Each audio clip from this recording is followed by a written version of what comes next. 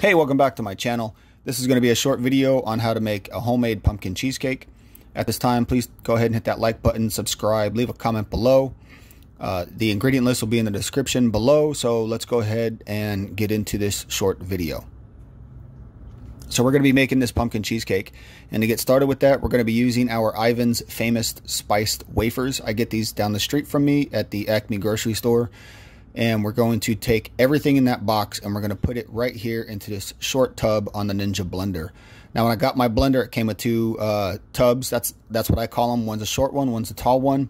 I use the tall one for like smoothies and purees, and then I use the short one for exactly this purpose right here, and for making dough if I need to make dough in a hurry.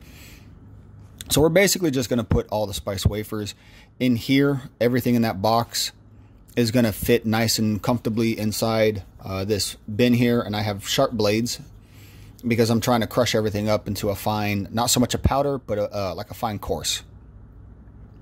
So we're going to go ahead and lock this lid in, and once the lid is locked in, we are going to turn on the Ninja blender, and then we will hit the pulse button.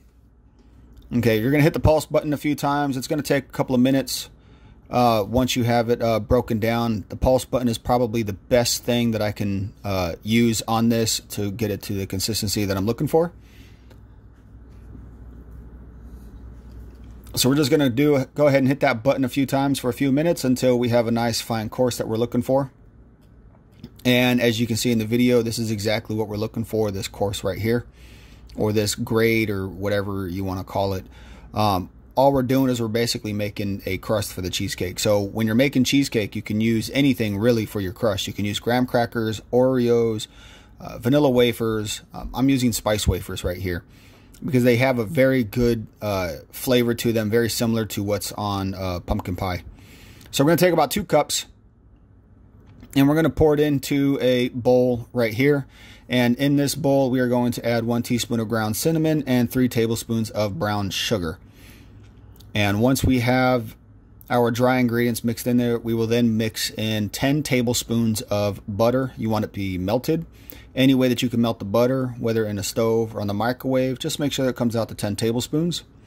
And you're going to take a rubber spatula and you're going to mix it all up and mix it thoroughly until it looks similar to this right here. This is exactly what we're looking for as far as our consistency goes for the graham cracker crust. So now that we have this, we can move on to the next step, which is working with our springform pan. Now this is a springform pan. You can use this for a lot of different reasons. It's typically used for making cheesecake. It's got a little latch on the side right here. And once you flip that latch over, it can separate into 2 pieces.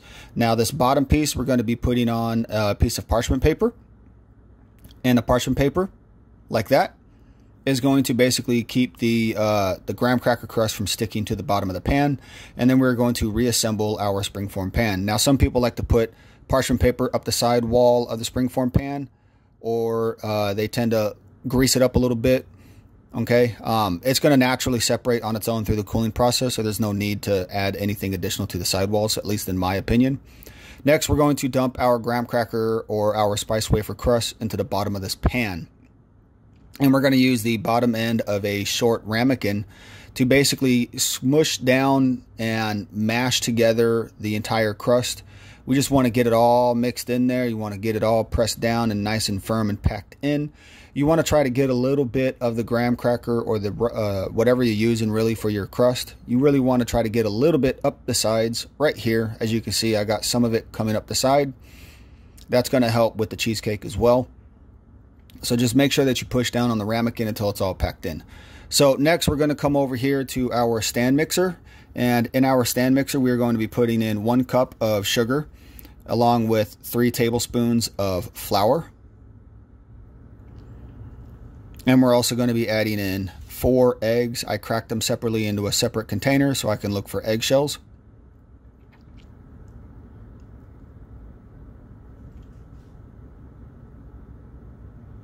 Just make sure you get it all mixed in there. And then we're going to add our 24 ounces of cream cheese. Now this is Philadelphia brand cream cheese. 24 ounces is going to be 4 sticks or 4 blocks. And we're going to attach a paddle attachment.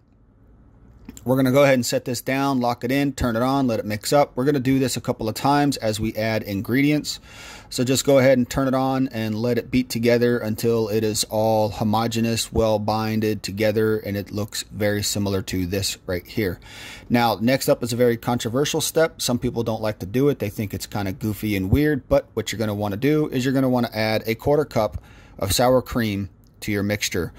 Okay, sour cream adds a little bit of tartness, it adds a little bit of flavor, and it really helps with the consistency of the cheesecake. Trust me, you want to put some sour cream in your cheesecake. I know it seems weird, but trust me on this, put some sour cream in your cheesecake. You will not go wrong.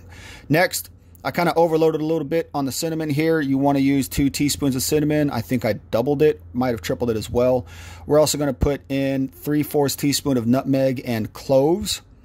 We're also going to put in a 1/4 teaspoon of ginger, and we're going to put in 1/2 teaspoon of vanilla extract. Now, I use real vanilla extract. It's more expensive. It's very costly, but trust me, it's a lot better than the imitation, which you don't really want to know where it comes from.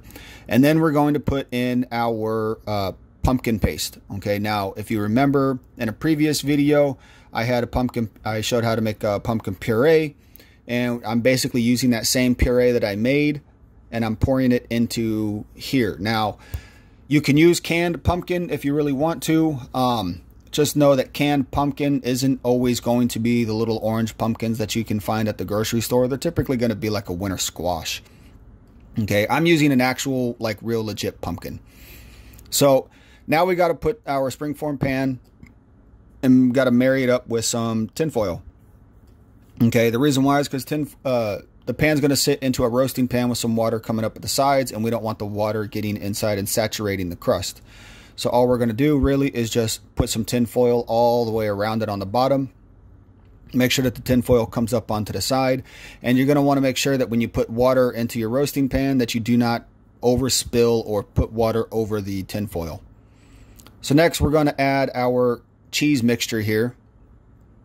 Okay, it's not all going to come out of the bowl. Just go ahead and carefully tilt it into the bowl and start into the center and work your way outwards as you pour it in. I like to move in a little bit of a circle, going all the way around. Once you get as much of it out of there, you're going to use a plastic or a flexible spatula. All right, and you're just going to scoop the rest of it out of the pan, and then you're going to use that spatula to basically smooth everything out and get it all mushed up against the side walls. Okay, so here I am using my spatula, and I'm just pushing it up against the side walls, making sure it's all seated in there. It's all nice and good to go. And then it's going to go into a springform pan.